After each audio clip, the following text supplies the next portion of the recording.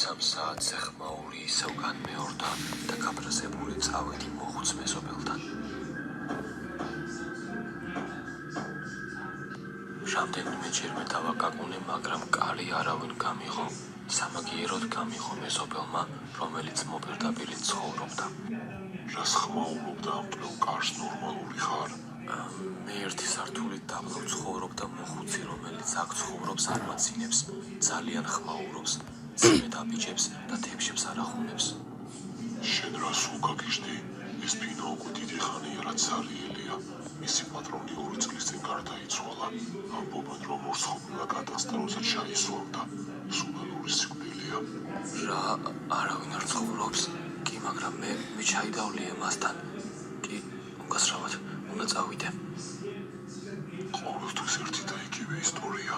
ახალი მოსახლე, იგივე ამბავი. სულ გაგიშდი.